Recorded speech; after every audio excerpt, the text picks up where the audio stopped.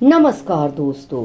एक दिन मैं फेसबुक पर प्रतिदिन की तरह ही पोस्ट और रचनाएं देख रही थी।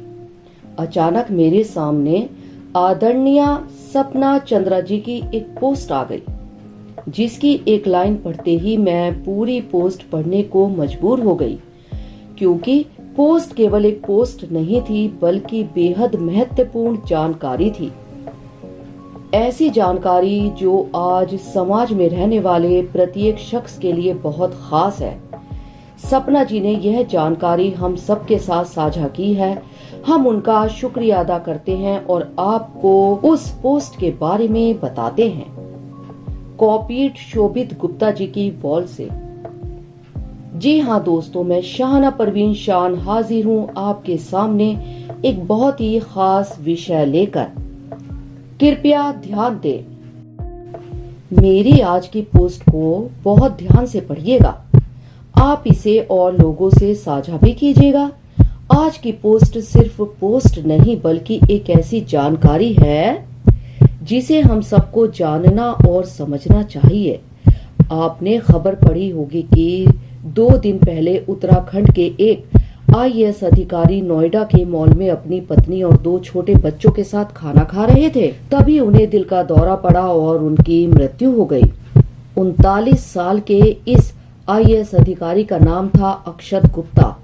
ये उधम सिंह नगर में कलेक्टर थे। इनकी पत्नी भी आईपीएस अधिकारी हैं और ये परिवार उत्तराखंड से नोएडा घूमने फिरने के ख्याल से आया था। यह बताने के लिए आज मैं पोस्ट नहीं लिख रहा कि वो कितने लोकप्रिय अधिकारी थे, कितनी मेहनत करके वो आईएएस अधिकारी बने, या उनके दोनों बच्चे कितने छोटे हैं। मैं आज सिर्फ आगाह करने के लिए यह पोस्ट लिख रहा हूँ कि उस अधिकारी के साथ अचानक जो हुआ वो किसी के साथ कभी भी कहीं भी हो सकता है। ऐसा जब भी होता है, पहले तो सामने वाले की समझ में नहीं आता कि अचानक हुआ क्या। फिर अफरा तफरी में जब हम मरीज को अस्पताल ले जाते हैं तो पता चलता है उसके प्राण पखेरु उड़ चुके हैं। डॉक्टर कहता है कि यह अचानक दिल का दौरा पड़ने का मामला था। 3 साल पहले अप्रैल का महीना था और मेरे छोटे भाई के साथ एकदम ऐसी ही घटना घटी थी। वह दफ्तर में बैठा था, अचानक उसकी तबीयत बिगड़ी और उसकी मौत हो गई। मैं पहले भी कई बार इस बारे में आपको बता चुका हूँ, फिर से बता रहा हूँ कि जैसे ही मेरे भाई के साथ ऐसा हुआ, वहां मौजूद लोगों ने उसे अस्पताल पहुंचा दिया था, पर क्योंकि ऐसा होने में 5 मिनट की देर भी बहुत देर होती है, इसलिए मेरा भाई नहीं बच पाया। डॉक्टर ने कह दिया कि अचानक दिल का दौरा पड़ा था। यह रिपोर्ट गलत थी। जब भी किसी के साथ ऐसा होता है तो उसके साथ वाले अगर चाहें, अगर बीमारी को ठीक से समझे तो बहुत मुमकिन है कि वो बच जाए। दुनिया में कई लोग बचे भी हैं। मैं अगर यह कहूं कि एक बार जयपुर से दिल्ली आते हुए मिडवे पर एक लड़की के साथ बिल्कुल ऐसी ही घटना घटी थी और मैं, क्योंकि तब तक अपना भाई खो चुका था और मैं इस विषय को ठीक से समझ चुका था, इसलिए वो लड़की मेरे प्राथमिक उपचार से बच गई, तो आपको यकीन करना ही पड़ेगा। दरअसल जब अचानक किसी के साथ ऐसी घटना घटती है तो वह दिल का दौरा नहीं होता, यह हृदयाघात कहलाता है। हार्ट अटैक और हार्ट फेल में अंतर होता है। हार्ट अटैक दिल की बीमारी होती है, पर इस मामले में हार्ट फेल हो जाता है। इस बीमारी का नाम होता है sudden cardiac arrest.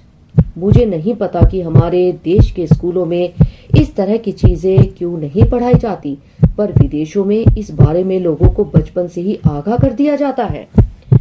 Sudden cardiac arrest शब्द को आप गूगल पर टाइप करें और इस विषय में और जानकारी जुटाएं। इस जानकारी को सिर्फ अपने पास मत रखिए, उसे लोगों तक पहुंचाएं। इसका असली फायदा ही लोगों तक इस जानकारी का पहुंचने का है। सिर्फ आप इस बारे में जानकर अपना भला नहीं कर सकते। कल्पना कीजिए कि जिस वक्त उस आईएएस अधिकारी के साथ उस रेस्तरां में यह घटना घटी, अगर किसी व्यक्ति को इस बीमारी के विषय में पता होता, अगर खुद उनकी आईपीएस पत्नी इस विषय में जानती, तो शायद वो अधिकारी बच जाता। सडन कार्डियक अरेस्ट कोई बीमारी नहीं है, यह हृदयाघात है। कभी भी किसी का भी दिल पल भर के लिए काम करना बंद कर देता है, ठीक वैसे ही जैसे बिना किसी वजह से कई बार घर की बिजली का फ्यूज उड़ जाता है। यह भी शरीर का फ्यूज उड़ने की तरह से ही है। जब कभी किसी को हृदयाघात हो, उसकी छाती पर जोर से मारना चाहिए, इतनी जोर से कि चाहे पसलियां टूट जाए पर दिल की धड़कन दोबारा शुरू हो जाए।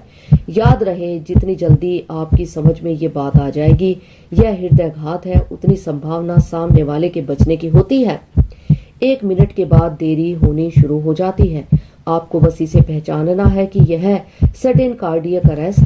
ऐसा जब भी हो, आप पाएंगे कि मरीज की नब्ज रुक चुकी है, सांस भी रुक गई है।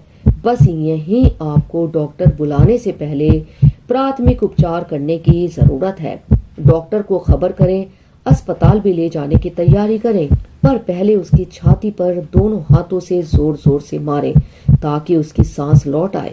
ध्यान रहे, अगर सांस तुरंत लौट आती है तो मरीज बच जाता है, वरना 5 मिनट के बाद तो डॉक्टर भी हाथ खड़े कर लेगा और आप उसे ईश्वर का विधान मानकर मन महसूस कर रह जाएंगे। अमेरिका में बहुत से लोगों के साथ ऐसा होता है। वहाँ दुकानों, मॉल्स में ऐसी मशीनें रखी रहती हैं जिससे दिल को जिलाने का काम लिया जाता है। बहुत से मरीज बच जाते हैं। वहाँ के लोगों को इस मशीन को चलाने की ट्रेनिंग दी जाती है। हमारे यहाँ डॉक्टर के अग्रवाल इस बीमारी को लेकर लोगों को काफी सतर्क करते हैं। वो बताते हैं कि जब भी ऐसा हो, फटाफट सावित्री आसन के जरिए मरीज को पहले बचाने की कोशिश करें। याद है ना सावित्री और सत्यवान की कहानी?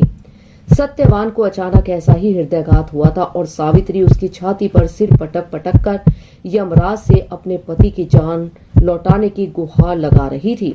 उसने उसकी छाती पर इस कदर सिर पटका कि दिल की धड़कन दोबारा शुरू हो गई और कहा गया कि सावित्री यमराज से अपने मर चुके पति की जान वापस ले आई। मुझे लगता है कि यह कहानी सच्ची होगी, पर जान लौटी होगी उसके पति के थम चुके दिल पर बार बार हुए प्रहार से। इसीलिए इसके प्राथमिक उपचार को नाम दिया गया है सावित्री आसन। यानी जब भी आपके आसपास कहीं ऐसा हो, आपको पहली कोशिश करनी है उसकी छाती के बीच दोनों हाथों से तेज प्रहार करने की। मुझे लगता है कि उस अधिकारी को अस्पताल ले जाने से पहले इस तरह का प्राथमिक उपचार हुआ होता तो वह बच जाता। अगर ऐसा ही फिल्मी कलाकार संजीव कुमार के साथ हुआ होता तो वो भी बच जाते। शफी इनामदार, अमजद खान भी हृदयाघात से ही मरे थे। उन्हें भी प्राथमिक उपचार मिला होता तो वो आज जिंदा होते। पुणे के अपने दफ्तर में बैठा संजय सिन्हा का भाई भी आज जिंदा होता।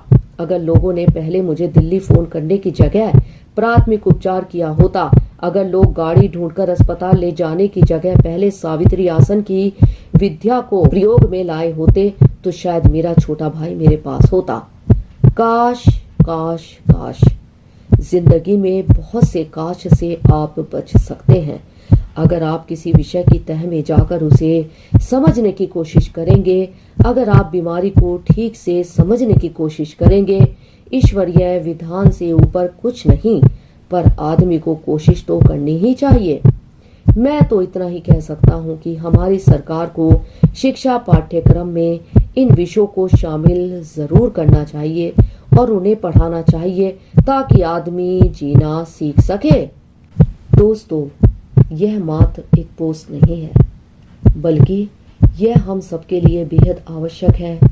हम सबको इसके बारे में प्रयास करना चाहिए।